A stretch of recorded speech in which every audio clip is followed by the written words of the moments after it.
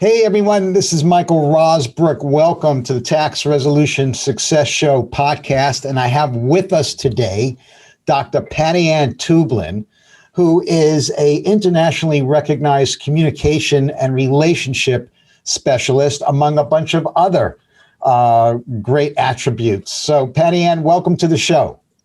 Thank you. I'm really, really happy to be here. Who doesn't want to talk about money? Exactly. So I have a situation. I was going to start off with this. I had a personal situation. This is going back quite a few years ago when I had a business partner in another business, and we were very much aligned at the beginning with regard to expanding the business, growing the business, having a lot of impact, and making a lot of money. And he was on the same page with all of that for probably the first 4 or 5 years. I was in partners with him for 10 years. Then as we were starting to really make some serious money, his wife was not on the same page with him any longer. In other words, it felt like to me, for example, he came to me and Rosalind at one point and said, hey, look, I want to get something really nice for my wife's birthday. And he got her an expensive necklace. It must have been probably $8,000 or $10,000 necklace. And bottom line is she never, ever wore it. Another example, he wanted to take her on a nice 5-star vacation to Hawaii. She did not want to go. Now, a little background on her is she came from a large family. She had a lot of siblings, a lot of sisters who were not doing anywhere near as well as her husband was. And I felt like she felt inside she was undeserving of this, or how she would appear to her siblings who were less fortunate than her. And you know what? This drove a huge wedge in our relationship, my relationship with my business partner, which basically ended. And I think a lot of it had to do with his significant other not having a relationship or having a poor relationship with money. So there you go. Well, a couple of things. We don't, did you get clarification that the reason she didn't want to spend the fruits of her husband's labor, if you will, because she didn't want to upstart her siblings? Did you ever get clarification for that? Because I have another thought. I did not get clarification. That was an assumption on my part. Okay. And it might very well have played into it, right? She didn't want to be a show off. I mean, I would love to know her ethnic background. So there's a lot about her. But let's just work with what you shared with me. So here's what's really, really interesting. Believe it or not, our conscious and unconscious attitude towards money is formed by, guess what age, Michael? I probably young, but I don't know. 12. Wow. By the time we're 12. And it's formed based upon the conversations that the adults in our lives have, let's say our parents have, or maybe more accurately, the fights that we heard them have. And by the way, fighting about money has zero zip nada to do with whether you have money or not. Because the fighting about money has to do with what the money represents to you. So to go back to your former business partner's significant other, my guess would be that she was raised in a home where money, you are either a spender or a saver. And my guess is that she was raised in a home where you save money, where you hold money, you don't spend it. So she came from a place of scarcity.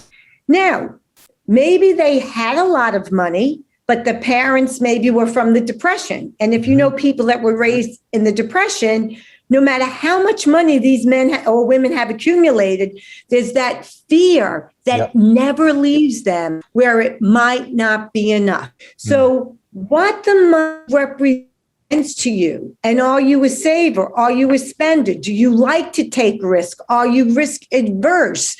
Which I think, Michael, is what got in the way of your relationship with your former partner. Because my guess is he no longer wanted to go outside the comfort zone, nothing ventured, nothing gained, because he might lose it. Right. And then his wife would say, why did you do that? And again, we don't know, but money represents so much more than just money. And that's interesting because I'm a second generation Holocaust survivor. So my father was a Holocaust survivor, and I came from a family of saving. Never really, when he spent money, he spent, he had cash and he spent money, right. But we didn't have no debt.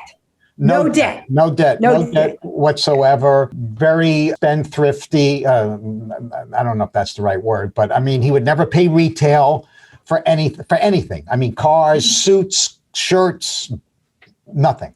But right. But I'm different because we do spend money. Although I still have that in the back of my head where should I spend it? Do I deserve to spend it? You know what I mean? Well, my guess is that Rosalind has influenced you in a positive way so that you can enjoy. So here's what's going on. We, based on how we're raised, we either imitate and mimic the path that our parents showed us, or we do the complete opposite, right? So someone that grew up in a home that, like a Holocaust survivor, we can't imagine more depravity in so many ways, right? So either I'm not going to spend it because I might not have it again, or I don't deserve to spend it. And women play a lot into this, whether I deserve to have something nice or not, right? What does money represent to you, right? There's that whole conversation. So either you become like your parents, and if you don't spend, they didn't spend, you don't spend, or, your parents passed away, and they had $1 million of cash under their mattress. And you're like, screw that, I'm going to enjoy this. And you're off to the races. And then there's everything in between. But the bottom line is our attitude towards money and our relationship to money. And we have a relationship to money as much as we have a relationship with people. Make no mistake about it, is influenced by the environment in which we grew up in. Got it. So what are the major, you've been doing this for a long time. I started at 12. I've been doing it for 30 years. I started it at 12 years old. Just so you know, if you're trying to figure out the age. So, we just covered probably a lot right there, and maybe we should unpack some of that. Mm-hmm.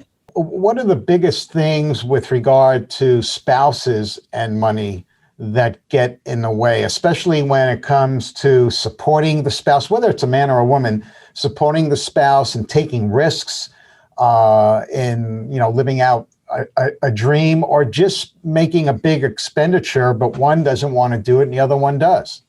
Okay. So that's, it's so interesting because people don't do, say, a financial audit of their attitude towards money before they get married, right? And that comes back to haunt you, especially when someone's coming into a relationship with debt. But let me give you this example. So I coach a man who is a pretty brilliant, perhaps famous architect in his world of architecture. Okay. And he absolutely brilliant, and he absolutely sees money to be enjoyed. His wife, on the other hand, is petrified. The last gig he just got, the job he just got, will be, in fact, his last. So he has accumulated so much wealth, and yet he really can't enjoy it. And it really has become a bone of contention between the two of them. So it has to do with your mindset towards money. And what people need to look at is, as a couple, especially when you're going to invest, what's our goal? And what does the money represent? Do we want it to retire? I personally feel very strong that money is a way to buy stress out of our lives and give us choices that would otherwise not be open to us. For example, people say, it doesn't buy you happiness. No, but it buys you a really nice vacation, buys you a really nice meal, and it might not be everything, but it's right up there with oxygen, right? So there's that denial of the role that money plays in our life. The only downside is when you become a slave to money. But other than that, if you think that accumulating money makes you bad, and your spouse feels accumulating money gives you a good life, that's a prescription for a disaster. And then how do you invest? How much do you invest for the future? And tomorrow is promised to no one, Michael, right? So how much do you invest for the future versus how much do you live for today? So these are all mindset conversations.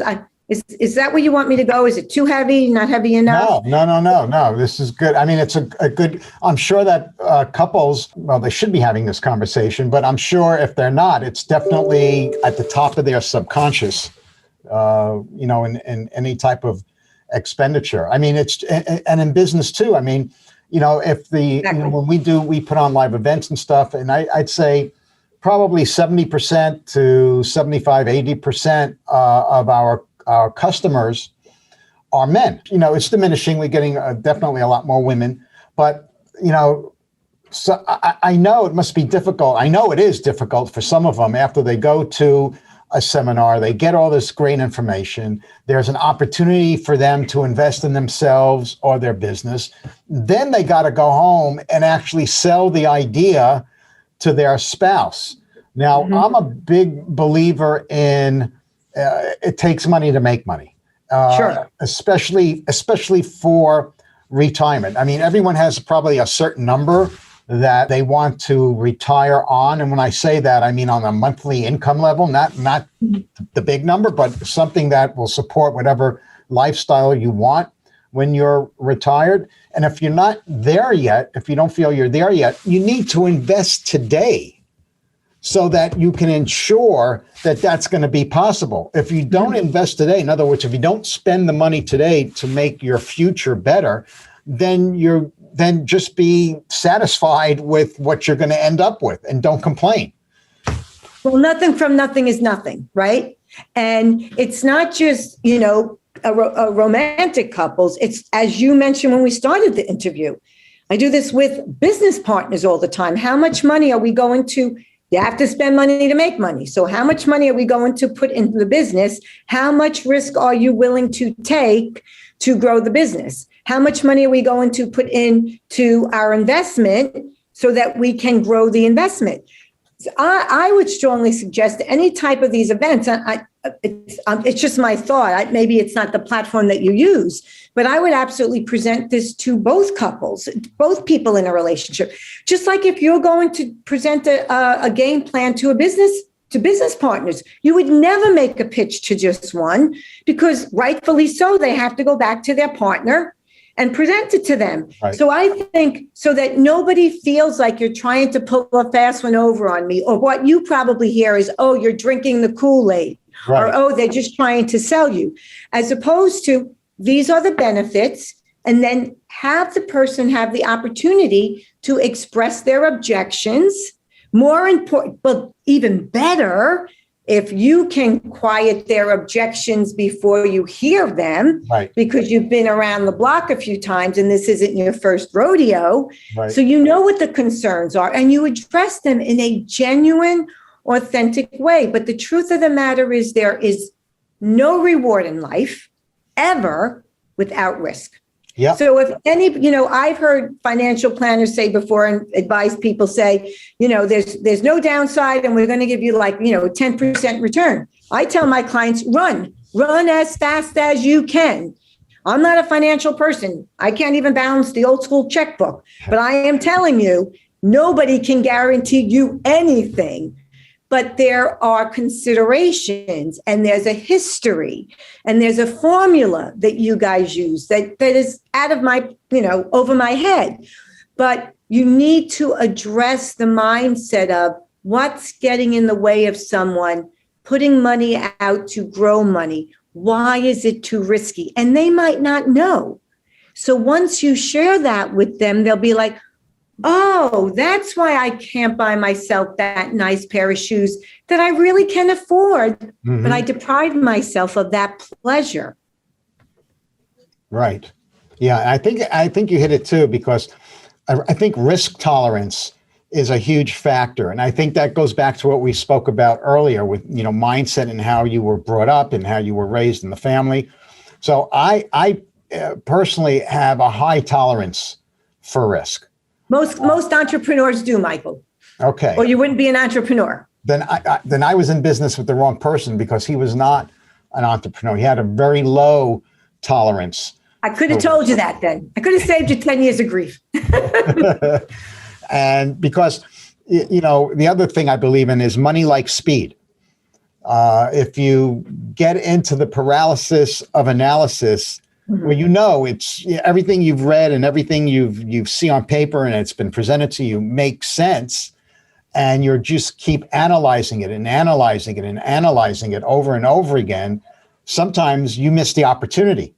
So that's because that's not the issue. The analysis, the paralysis by analysis, is because there's a resistance and you just are not addressing. So you think by doing, which is analysis, you're actually doing something. You're just digging your hole deeper and deeper. And in terms of the risk reward, that is a huge factor with people in business. And if you don't address that risk tolerance and the risk aversion, then you're not going to be able to make a decision. In terms of the speed, the way I look at that, Mike, is it's about momentum, right? So what's the hardest thing? The hardest thing is to take an object and to get it moving. Physics. But once the object's in motion, then you have the momentum. At least that's the way I look at it. Got it. So, what are the biggest things you see between couples, whether they're business partners or a husband and wife, with regard to money? So it's the risk tolerance, right? Who is comfortable spending money to make money, and who feels like you have to always save for a rainy day? That's the absolute big. So even if someone is really risk averse, right? And even if you show them, use easy numbers, $100 in 5 years with very little that I'm sure you can make the great case for. In 5 years, I can make that $100 with compounded interest and blah, blah. Let's be conservative, $250.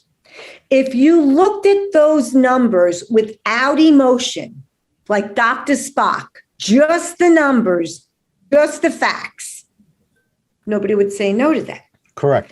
But if a person says, well, but I want the $100 to make sure it's $100 in 5 years, then you have to look and say, okay, so what's the fear? Because you're not afraid of making $250. You're afraid of losing the 100. Yep.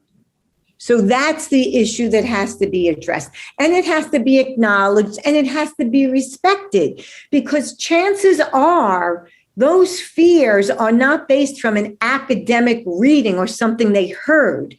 Chances are they experienced in their personal life a loss. So that fear was very real. For example, what if somebody's parent was a gambler? That's a whole other discussion. And you come home one day and you lose your home.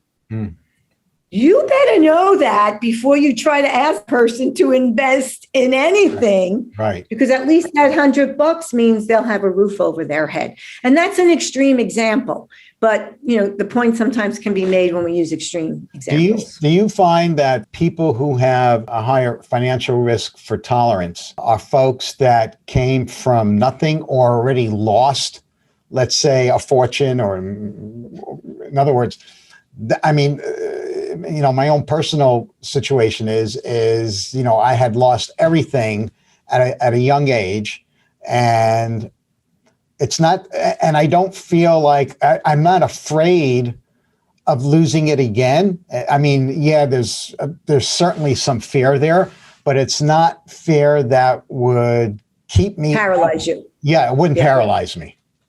So to answer your question, there's really no rhyme or reason, right? A lot of the entrepreneurs that I know, and I think you know them too, Michael, entrepreneurs are like, it's not about the money. So I'll make the money, I lose it, I'll make it again. I can't tell you how many times my entrepreneurial clients have said that to me. It's not about the money. Think about, the quintessential entrepreneur these days, Elon Musk. Yep. He is not about the money. How many times is that guy on the brink of bankruptcy? Doesn't care. It's irrelevant. So there's no rhyme or reason. The other piece to money, though, the emotional side to money that we haven't addressed yet, and I'll throw it there, we can talk about something else, but I think it's important to know is that many people that appear to be generous with their money, like they have money or don't, but whatever they have, they share and they give. Many times in relationships, that can be a camouflage for or manipulation for power and control. Right? So, the concept, there's no such thing as a free lunch. If somebody gives you something financially, right, many times it's like, check your watch, see how long you get before you get the ask. Right. Not always, right? And so sometimes parents will, shower their adult children with certain things, right? And it seems very generous, but you better marry who we want you to marry, and you better live where we want you to live, and you better be a doctor, because if you decide not to be, right? So there's so much power and control also attached to money. So maybe the person that appears to be risk averse might in fact trying to be wielding power over the other partner that tries to wield the power on her. That's a good point. Do you see that a lot? Oh, yeah. Well, yes, but I will say it's there more often than not. And many people don't see it for what it is, though. They don't know it's there. Got it. It's hiding in plain sight for me. Got it. Yeah, because there's a lot of emotion attached to that, especially if it's, your son or daughter or what have you. Right. Or your business partner. Yeah. Right. I mean, one of the most difficult conversations people that will work for you will ever have, whether you're aware of it or not. I want to raise. Yeah, exactly. It's fraught with emotion. It's not about the number. Yeah. Many times it's, the number's 3%. I mean, really? Is that going to change anyone's lifestyle? Is it going to change anyone's balance sheet? But the angst attached to it is beyond what the situation would call for if we were just talking about the situation. Got it. So what are some of the practices that you recommend, or the solutions where you have couples like that? I mean, how do you reconcile them? Well, many times, and I'm sure you do this as well, Michael, is you hear stuff and it's not making sense, pun intended, right? It doesn't add up. Right? Why don't you want to invest in it? So then what I do with a lot of things is very respectfully say, heard that. Repeat what you heard. What's the real question? And sometimes that's all you ask, because they're asking about this and that and this and that, and you acknowledge it, right? Then you stop and you say, what's the real question? Mm-hmm. And what that does, it strips away the probably pre-conscious resistance that's right on their tongue, but they'll never go for it if you don't ask it, because it's a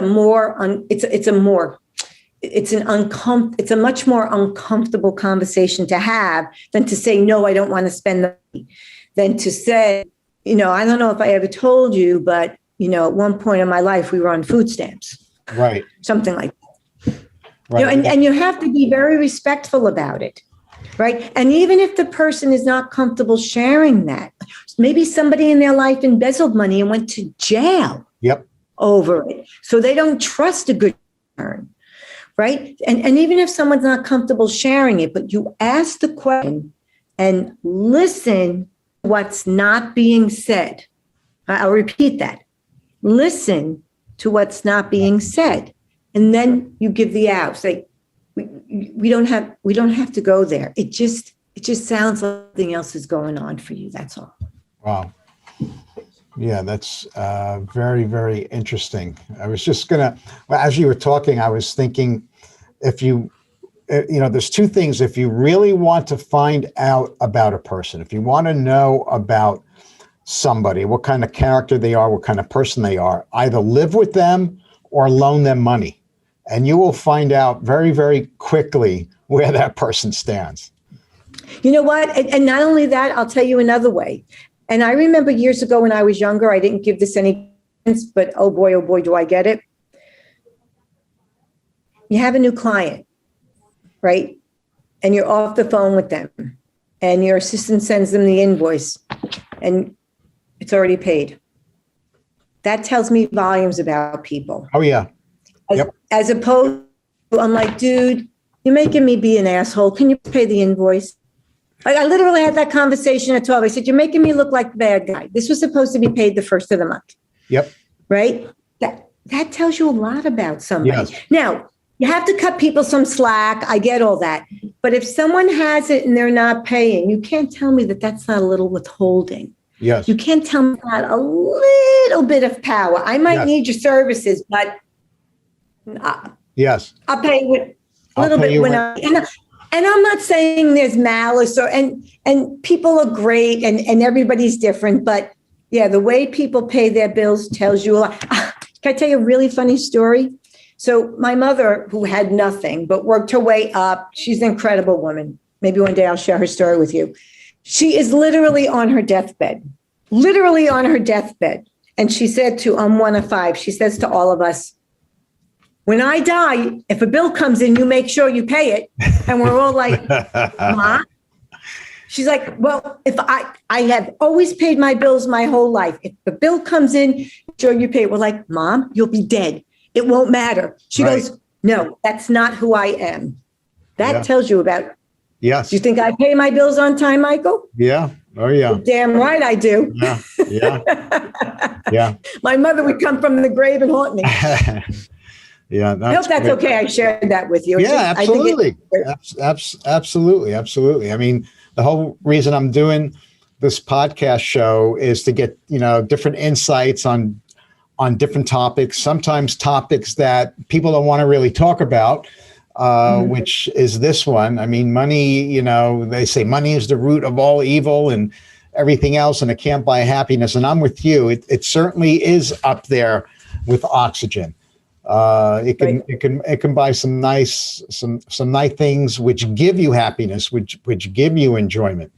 And people's relationships with money are very strange. Some of them, it's just how the world works. But one of the biggest things I see is that when both couples, let's say it's a husband and wife in business, or it's two business partners, when they're on the same page with regard to investing in themselves or investing in the business, and if you put them next to another couple who is not, the ones who are on the same page can exponentially grow their business, be more happier with themselves and with their relationships in general. It's just getting on the same page, which could take a lot of therapy sometimes. Or coaching, right? Yeah. Again, that's where many times people don't even know their relationship to money. Right. And you don't realize that there is a relationship to money until it becomes an issue. You talk to anyone that gets to talk to a divorce attorney, and they'll tell you, clients will say all the time, it's never about the money. It's never about the money until it's about the money. Right. Right. So as an entrepreneur, I mean, my work with couples that are entrepreneurs, whether they're in their own business together or separate, there's only one entrepreneur, is you have to get on this. You have to understand your relationship to money, because how much money do you need to put into your business? How much money do you need to put in your personal development to grow your business? And where does that money come from? Does it come out of your 401k or and then when you need money to expand? So if you don't have that conversation before you start your business, I guarantee you, hell or high water, the time will come when you will. Oh, yeah. So, forewarned is forearmed. Oh, yeah. Yeah. No, when I started one of my first businesses 22 years ago, we took out a home equity line. Right. To start the business. And, Rosalind was behind it 100%. When we started Raw Strategies, we had some issues that go back to that partner I was talking about. And I had to defend myself in a bunch of litigation that drained us pretty good. And you know what? We both looked at each other. I had some money in a 401k. And I said, you know what? I'm going to take some money out of this 401k. If we put it back in 60 days, fine. And if we don't, it's not going to be the end of the day. And, we went into that and that's what we did. And everything's turned out just the way it was supposed to. Everything turned out, terrific. But if we didn't have that conversation, you're right, a pre-conversation on where the money was coming from or what we were doing with it, we'd be at odds.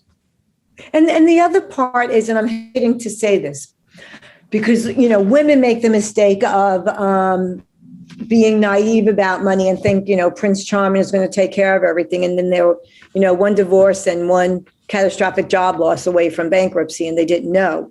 But if you're in a relationship and there is real trust, right? Like both of you don't have to be in charge of the investments, but there has to be an agreement where I trust you explicitly.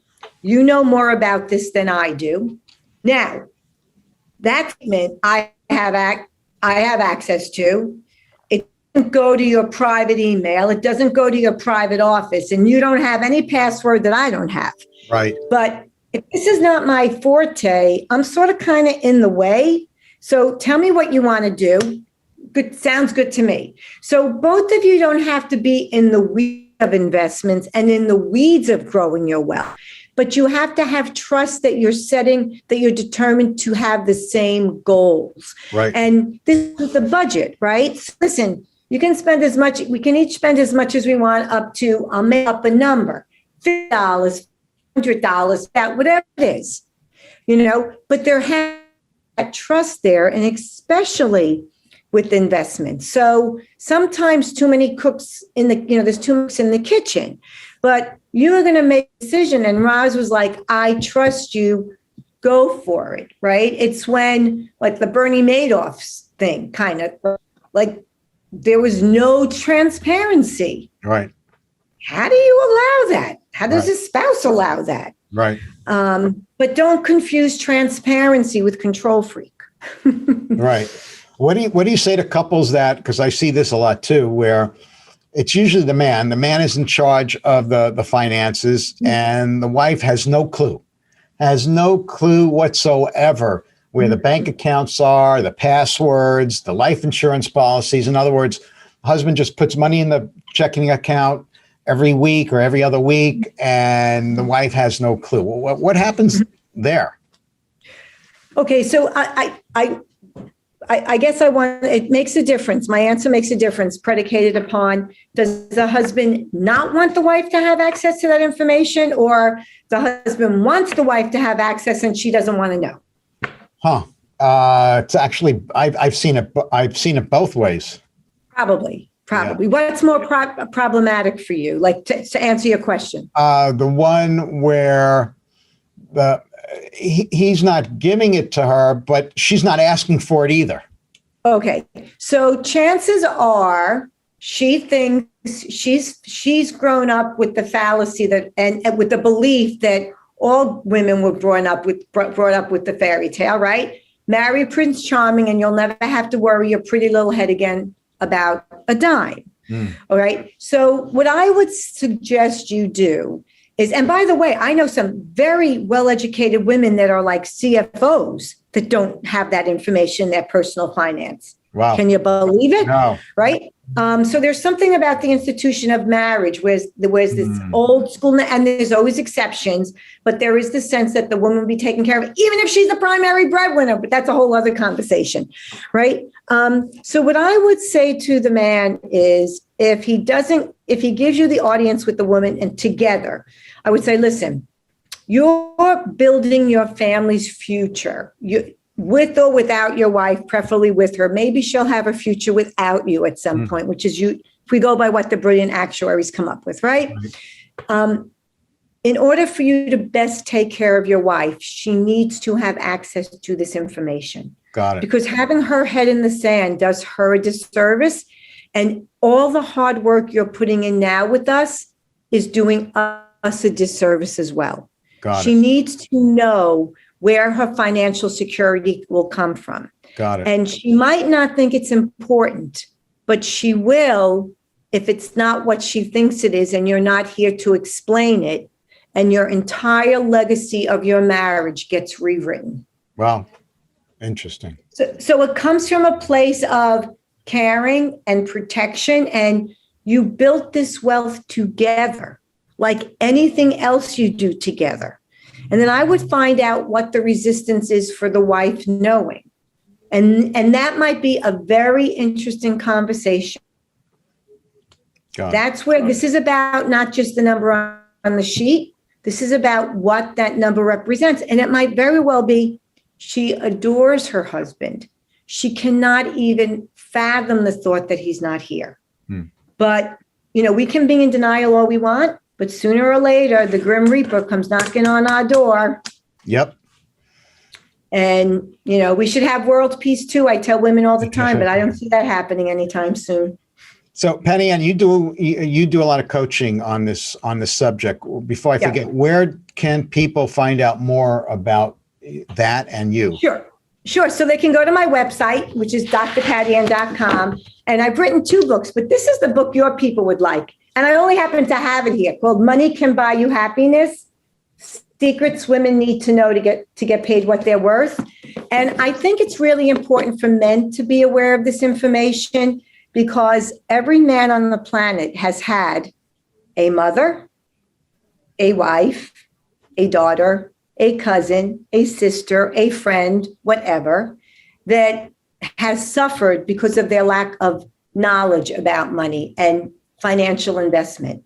And I don't know any man that has a daughter that doesn't want her to have access to all this information. So thinking that women don't have to worry about money and investing is like, are you still writing with a hammer and chisel? I say respectfully, right? And you never know what life will bring you. But I really feel for you if you have to,